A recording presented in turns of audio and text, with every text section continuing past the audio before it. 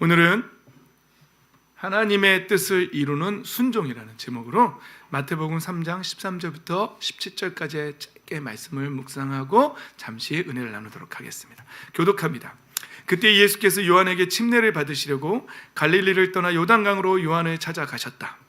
그러나 요한은 내가 선생님께 침례를 받아야 할 터인데 선생님께서 내게 오셨습니까? 하고 말하면서 말렸다. 예수께서 그에게 말씀하셨다. 지금은 그렇게 하도록 하십시오.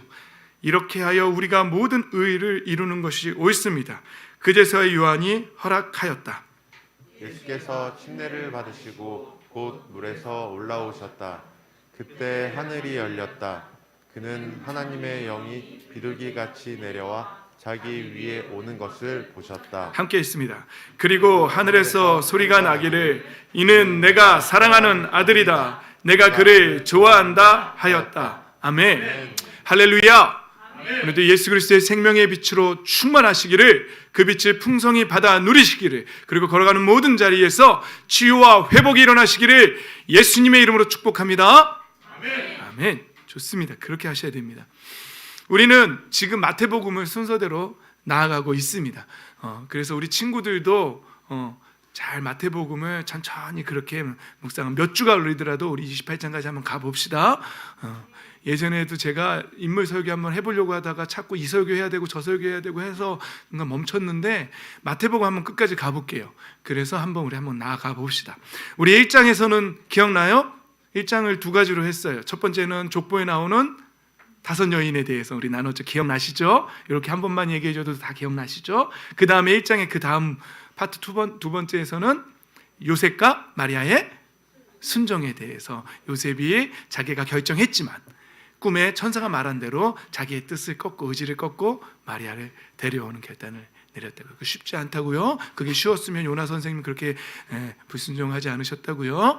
그랬습니다. 그리고 2장으로 넘어가면 뭐 나왔죠? 동방박사. 2장 전체는 다 동방박사 이야기예요. 또 헤롯 왕하고 또 율법학자들 등장했었죠. 본토의 그 율법학자들은 오는 날도 몰랐고 왔다고 했는데도 기뻐하지 않았고, 오히려 이방의 동방박사들이 너무나 기뻐했고, 그리고 그 동방박사들은 구유에 누워 있음에도 불구하고 그 환경이나 눈에 보이는 것으로 판단하지 않고 예언된 대로 그렇게 예수님을 메시아로 받아들였고 황금과 유향과 몰약을 드렸다라는, 그래서 우리도 눈에 보이는 대로 판단하지 말고 진짜 하나님의 뜻이 무엇인지 분별하자, 이런 내용들을 나눴습니다. 자, 이제 지난주에는 3장으로 넘어갔어요. 기억나세요? 3장도 이제 2개로 나눈 거예요. 하나는 침례자 요한이 침례를 주는 장면들 기억나시죠? 예, 그래서 스스로 광야에 간 사람들 나눴고, 그 다음에는 또 바리새인들, 사두개인들 왔죠? 바리새인은 파니시라고 분리된 자다. 우리는 율법을 안 지키는 사람들하고는 달라, 이런 뜻이. 사두개인은 사독 제사장의 후손들이라는 뜻. 근데 그들이 막 오니까 침례 요한이 뭐라 그랬죠? 독사의 자식들아, 누가 너희들로 임박한 진노를 피하라더나 회개에 합당한 열매를 맺어라. 누가복음에 보면 그 회개에 합당한 열매가 무슨 거창한 의를 이루는 것이 아니라 우리가 어떻게 하면 됩니까? 라고 했더니 세리들한테는 정해져 있는 것보다 더 걷지 말고 군인들한테는 포악 부리지 말고 이런 내용이 있었다 그랬죠. 그러니까 삶 속에서 하나님의 자녀답게 사는 것, 이게 회개에 합당한 열매를 맺는 거라고. 남편으로서, 아내로서, 자녀로서, 부모로서의 그 위치에서 하나님의 영광을 위해서 사는 것, 이것이 회개에 합당한 열매를 맺는 거예요. 근데 말로는 회개했다고 하면서 삶 속에서는 막 하고 말이죠. 부모님한테 막 함부로 하고 그럼 안 되겠죠? 안 되겠죠? 부모님한테 함부로 하면, 이쪽만 하면 또 오해받으니까 다 안 된다는 거죠. 회개에 합당한 열매를 맺으란 말이에요. 그렇게 삶과 신앙이 다르면 뭐라고 평가하냐면, 침례 요한의 평가를 보면 이 독사의 자식 이렇게 평가도 받고, 도끼가 나무 뿌리에 놓였으니 열매 맺지 않는, 그렇게 삶 속에서 열매 맺지 않는 나무는 찍어서 불에 던져지는 결과를 맺어진다는 거죠. 안타깝게도 제가 기도할 때 어떤 사람한테서는 그 도끼가 보일 때가 있어요. 그럼 두려워요. 말도 못 해주겠어요. 어떤 사람은 저울이 보여요. 그리고 저울이 보이면 저는 메네 되길 우바르시, 이 말이 생각이 나요. 하나님이 달아보았는데 함량 미달이다라고 했다. 저울이 보이는 사람이 있고, 어떤 사람은 기도할 때 도끼가 보이는 사람들이 있어요. 날까? 또 걱정이 되시죠? 여러분들은 아니니까 걱정하지 마세요. 잘하고 계시니까. 예. 그래서 지난주 말씀에는 잘리면 불에 떨어지고, 또 열매 맺지 않는 나무고 그것을 알곡과 쭉정이로 또 비유했어요. 침례 요한이. 쭉정이는 알곡은 모아서 곳간에 들이고, 쭉정이는 걷어서 불에 던진다. 둘 다 열매 맺지 않는 나무나 쭉정이나 다 불로 가는 결과를 맞는 거죠. 교회 안에 알곡, 진짜 신앙과 삶이 일치하는 진짜 믿음의 사람들이 있고요. 교회 안에 바리새인들처럼 율법학자들처럼 말로는 하나님 믿는다고 말하면서 삶에서는 쭉정이 같은 열매 없는 삶을 사는 사람들이 있지요. 여러분들은 아닌 줄 믿습니다. 저를 포함해서 우리는 아닌 줄 믿습니다. 저도 항상 두렵고 떨림으로 제 구원을 돌아보고 있어요. 왜냐하면 사도 바울 선생님도 내가 실컷 열심히 복음 전하고 내가 버림받는 자가 될까 봐 나도 두렵다라고 사도 바울 선생님도 자기 자신을 항상 돌아본다 그랬거든요. 그러니까 우리 스스로 두렵고 떨림으로 우리의 구원을 항상 돌아봐야 돼요. 그래서 맨날 두려움에 떨라는 얘기는 아니고요. 점검해 보라는 것이죠. 이것만 하면 돼요. 하나님 저 잘하고 있지요? 그것만 하면 된다고 지난주에 나눴습니다. 자, 오늘은 이제 이 3장의 이제 마지막 부분, 예수님이 침대 만든 장면이 이제 나옵니다. 먼저는 이 말씀에서 저는 침례자 요한의 겸손을 좀 나누고 갔으면 좋겠어요. 침례자 요한이 이때 당시에요 400년 동안 선지자를 보내주지 않으셨던 침묵기였어요. 그렇죠? 그때 400년 만에 짜잔 등장한 게 침례 요한이었어요. 그래서 광야에 외치는 자의 소리로 막 했어요. 사람들은 야, 드디어 하나님께서 우리에게 선지자를 보내주셨다 그러면서 몰리기 시작했어요. 근데 침례 요한이 사역이 얼마나 컸을까요? 와, 모든 이스라엘 백성들이 나와서 요단강으로 와서 얼마나 그게 이슈였으면, 유행이었으면, 흐르는 대세였으면 바리새인들이 다 와서 침례를 받으려고 했어요. 침례 요한의 사역이 얼마나 거창했으면요, 사람들이 이런 오해까지 받았어요. 침례 요한이 사람들한테 옷이 그이가 당신입니까? 침례 요한이 그 메시아, 혹시 당신이 메시아입니까? 그랬더니 침례 요한이 나는 아니라고 말하잖아요. 그 정도로 오해받을 정도로 침례 요한이 지금으로 따지면 뭐 엄청난 교회에서 이렇게 했을 수도, 큰 사역하시는 분 있을 수 있겠죠. 그러나 여러분, 작은 교회라고 무시하지 마십시오. 여러분, 제가 이렇게 비유할 때가 있어요. 코로나 바이러스 있죠. 바이러스 균 있죠. 어른한테 걸리는 코로나 바이러스 균하고 아기들한테 들어가는 코로나 바이러스는 어린이용으로 들어가나요? 좀 더 미성년자용으로 뭐 바이러스는 똑같아요. 그렇게 생각해 보세요. 우리 어른들 안에 계신 성령님하고 우리 어린이 친구들 안에 계신 성령님은 뭐 어린이 성령님이신가요? 아니에요. 똑같아요. 그럼 큰 교회에 계신 성령님이나 여기 계신 성령님들 다 똑같아요. 그러니까 거기에 대해서 또 생각하지 마십시오. 자, 어쨌거나 침례자 요한은 정말 사역을 크게 하시던 분이었어요. 그런데 오늘 침례 요한이 하는 말 보면 예수님이 딱 와서 침례를 받겠다고 하니까 침례 요한이 딱 이러는 거예요. 아니 선생님, 제가 받아야지요. 어떻게 선생님이 제게 오셨습니까? 이러는 거예요. 이번 그냥 읽으면 쉬운 것 같지만요, 이 분명한 인식이 있을 때문에 이게 가능한 거예요. 첫 번째는 침례 요한에게 예수님이 누구신지에 대한 분명한 인식이 있었어요. 다른 복음서에 보면 나도 몰랐는데 하나님의 영이 임하는 분을 보시면 그 사람이 영이 그 위에 머무는 걸 보거든 세상 죄를 지고 가는 하나님의 어린 양인 줄 알라 하셔서 내가 저분이 그분인 줄 알았다라고 이렇게 얘기해요. 그러니까 침례자 요한은요, 예수님이 누구신지에 대한 분명한 인식이 있었어요. 없었다면 그래요? 내가 일로 와서 받으세요. 그러고 이랬겠죠. 바리새인들은 어떻게 생각했을까요? 바리새인은 자기들이 예수님보다 낫다고 생각했어요? 예수님보다 높다고 생각했어요? 높다고 생각했죠. 바리새인은 자기들이 더 잘났다고 생각했어요. 자기들이 더 성경에 능통하다고 생각했고 자기들이 더 존경받는 사람. 근데 그 존경을 빼앗기니까 이제 예수님을 미워했던 것이죠. 근데 침례 요한에게는 분명한 인식이 있었어요.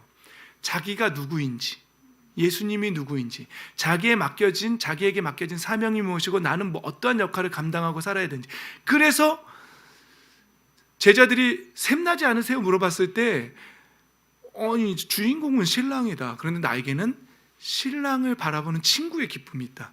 그는 흥하여야겠고 나는 쇠하여야 한다라는 분명한 자기인식이 침례 요한에게는 있었다는 사실이죠. 여러분, 하나님의 자녀들에게도요, 우리에게도요, 내가 누구인지, 지금 교회 안에서 나에게 맡겨져 있는 역할이 무엇인지, 하나님이 나를 통해서 하시고자 하는 일이 무엇인지, 이 분명한 자기 위치에 대한 인식이 분명히 있어야 돼요. 그러면 교회 안에서 그렇게 다툼은 없을 것 같아요. 근데 어떤 사람은 내가 목사인데 뭐 이러고요, 내가 장로인데 이러고, 내가 집사인데 뭐 이러고, 우리 목자님은 안 그러시겠죠? 내가 목자인데 뭐 이러면서 뭐 이러면 안 그러겠죠? 그러니까 우리는 침례 요한의 겸손에서 내가, 하나님께서 나를 지금 여기에 왜 보내셨고 이 위치에서 나에게 요구하시는 건 무엇인가, 이걸 분명히 인식하고 알 때에 자기의 역할에 충실할 수 있고 교만하지 않고, 그리고 그 역할을 겸손하게 감당해낼 수 있다는 것이죠. 저와 여러분이 이 침례 요한의 영적인 인식, 분명한 자기 인식이 있어서 저와 여러분이 그 자리에서 하나님 앞에 순종할 줄 아는 우리가 됐으면 좋겠습니다. 아멘. 첫 번째 나누고 싶었던 건 침례 요한의 이 겸손이었어요. 그 다음은 여기에 대해서 예수님이 이렇게 말씀하세요. 지금은 그렇게 하도록 하십시오. 나도 아는데 그렇게 하십시오. 이렇게 하여 우리가 모든 의를 이루는 것이 옳습니다. 이런 거예요. 모든 의를 이룬다. 이게 무슨 말일까요? 하나님의 구원의 계획이 있습니다. 하나님의 뜻이 있습니다. 우리가 이렇게 함으로 그 뜻을, 그 의를 이루는 것이, 하나님의 구원의 계획을 이루는 것이 옳습니다. 그러니까 예수님이 이 땅에 왜 오셨는지 분명한 인식이 있으셨던 거죠. 침례 요한도 그렇고. 당신과 나는 하나님의 의를 이루기 위해서, 하나님의 구원 계획, 그 뜻을 이루기 위해서 이 땅에 왔고, 지금 당신의 포지션과 내 포지션이 있으니 그렇게 함으로 하나님의 뜻을 이룹시다라고 예수님 말씀하시는 거예요. 이해가 되시죠? 그럼 여기서 우리는 먼저는 침례의 의미를 좀 살펴보고 가야 돼요. 여러분, 구약시대에 보면은요, 할례라는 게 있었어요. 뭐죠? 이스라엘 백성들, 내가 이스라엘 백성이라면, 하나님이 선택한 백성이라면, 거기에 태어난 남자라면, 그때는 남자만 받았어요. 남자는 우리가 우리 고래 잡는 수술 하듯이 그 표피를 잘라서 태어난 지 8일 만에 꼭 그걸 했어야 하는 거예요. 그래서 그게 할례의 원어적인 의미에는 잘라버리다라는 의미가 있어요. 할례. 근데 이게 갖고 있는 것은 무슨 의미냐면 그냥 표피만 자르는 게 아니에요. 세상에 속한 죄악된 마음들, 세속적인 생각들 잘라내는 거예요. 그래서 할례는 어디에 받으라고요? 마음에 받으라고 하는 것이잖아요. 그래서 구약시대 때 할례의 의미는요, 내가 하나님의 백성임을, 나는 세상과 구별됐음을, 내가 온전히 하나님의 자녀가 됐음을, 백성이 되었음을 나타내는 의식의 표였어요. 그게 할례예요.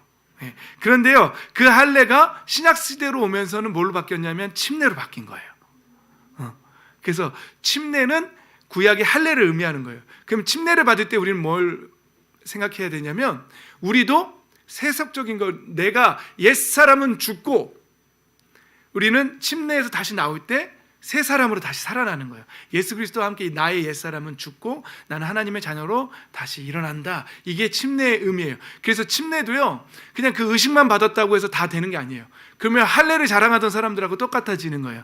침례 의식은 하되, 의식이 중요한 게 아니라 정말 내가 세상과 구별됐는가, 내가 세상적인 가치관을 버렸는가, 세상 사람들과 다르게 하나님의 자녀답게, 빛의 자녀답게 살아가고 있는가, 이게 정말 중요한 것이라는 것이죠. 이 침례에 대해서 베드로 선생님은 뭐라고 어떻게 적용하고 해석했냐면요, 베드로전서 3장 20절에 이렇게 하는 거예요. 노아의 방주 얘기를 해요. 베드로 선생님 말씀에 보면.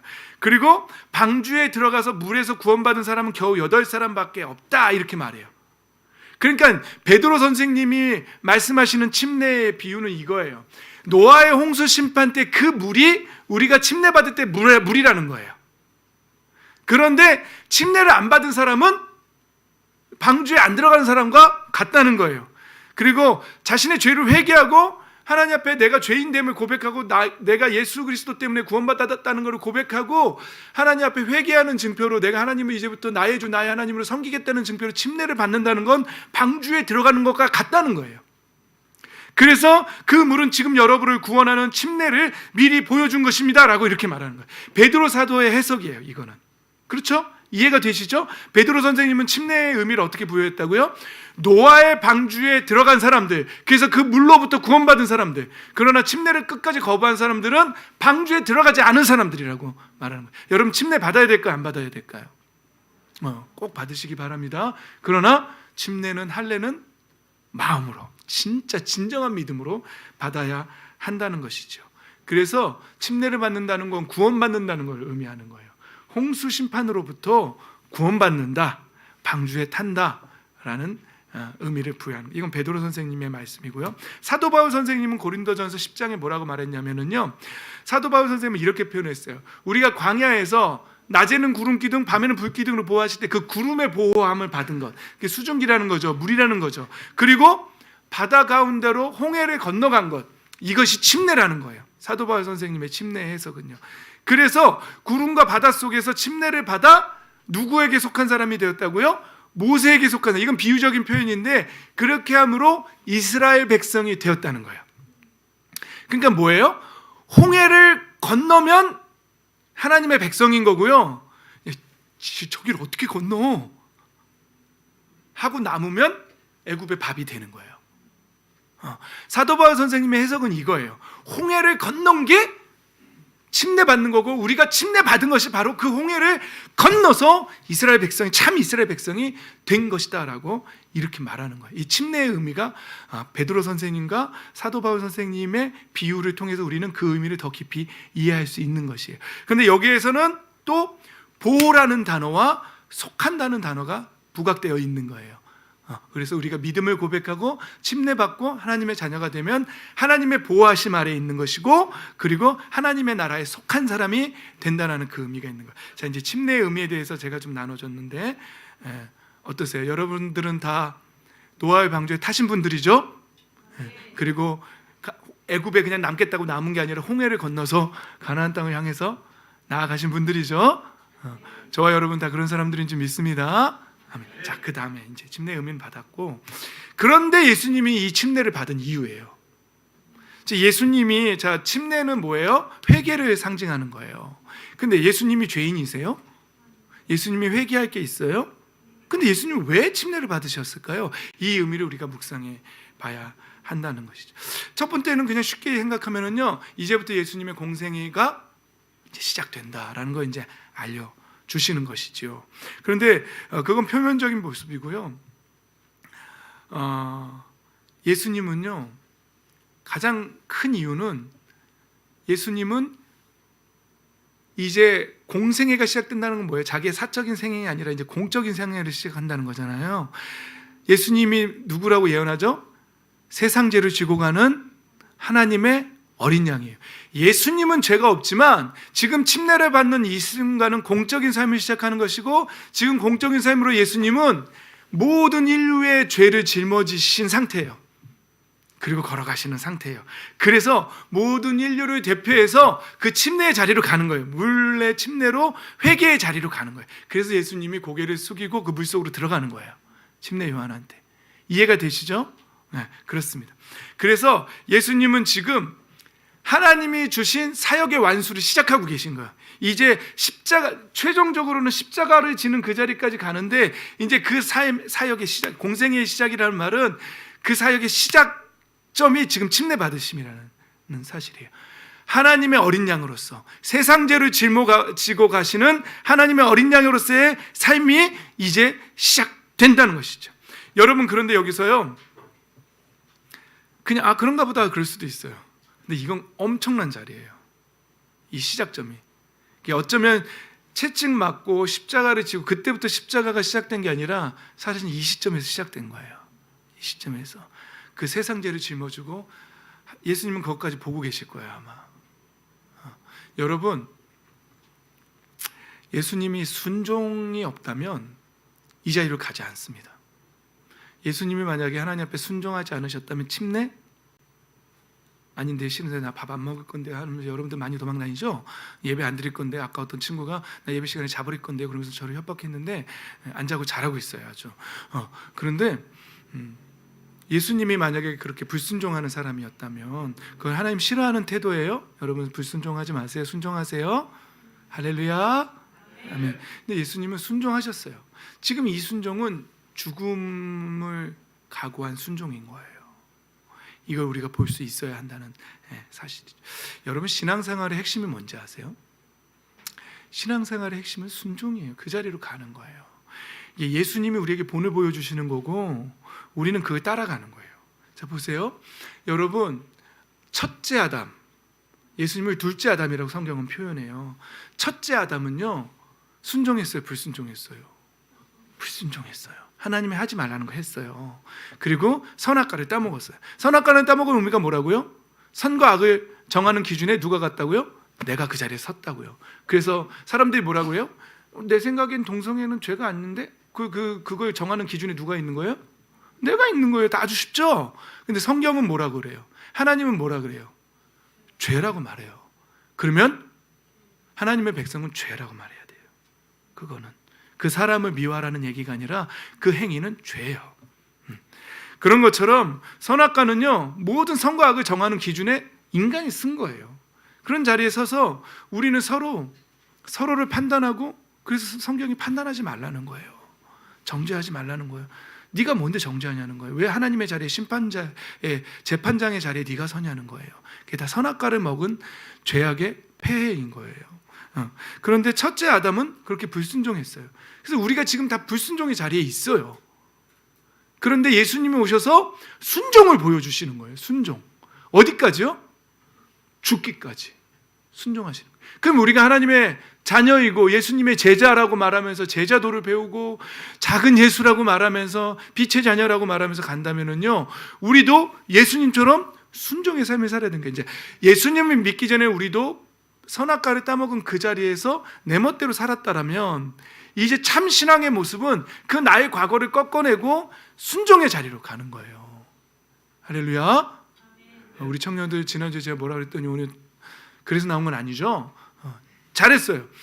이것도 순종이에요. 여러분 교회 나가기 힘들고 싫을 때가 있어요. 어떨 때는 감정적으로 어쩔 때는 육체적으로 힘들 때가 있어요. 그럼에도 불구하고 예배는 타협의 점이 없어요. 그때 내 감정을 꺾어내야 돼요. 그리고 그럼에도 불구하고 나는 하나님 앞에 예배하러 간다 해요. 그게 작게는 거기도 순종이에요. 그게 순종이에요. 이게 신앙의 핵심이에요.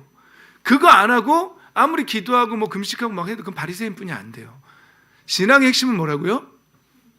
순종의 자리로 가는 거예요.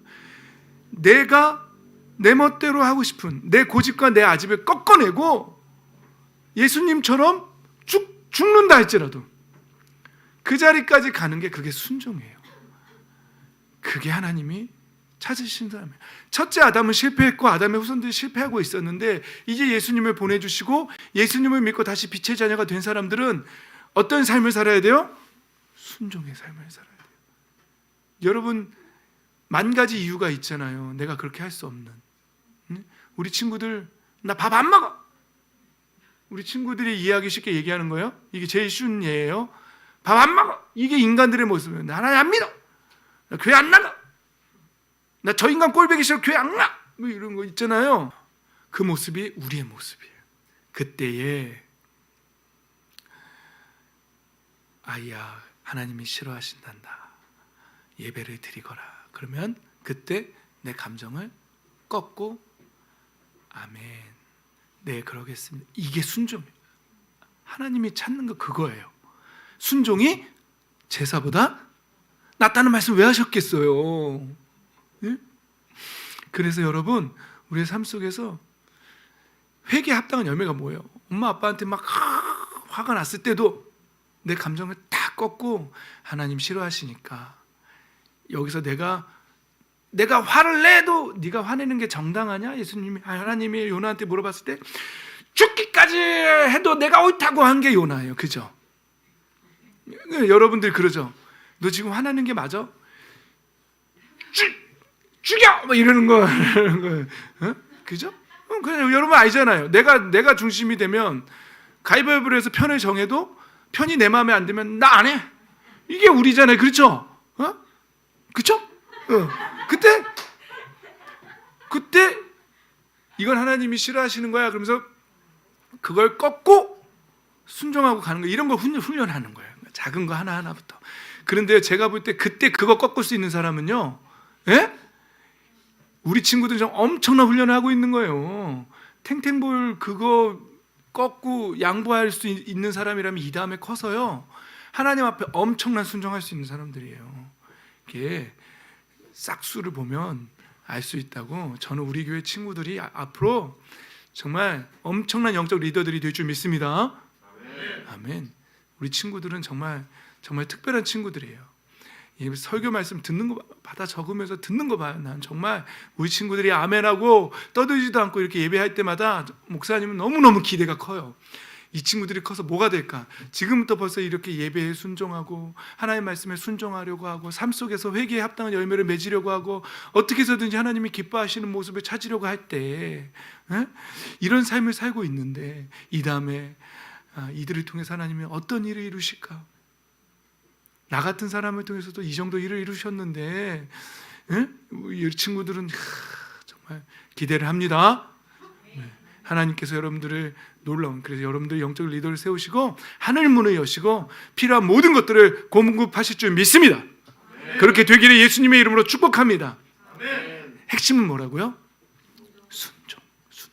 그것만 찾으면 돼요. 내가 지금 순종하고 있나? 아니면 내 감정대로 하고 있나? 이것만 찾아내면 되는 거예요. 어른들도 마찬가지예요. 지금 그것만 찾으면 돼요. 내가 지금 내 뜻대로 하고 있나? 하나님 말씀에 순종하고 있는, 우리 죽기까지 우리를 살리기 위해서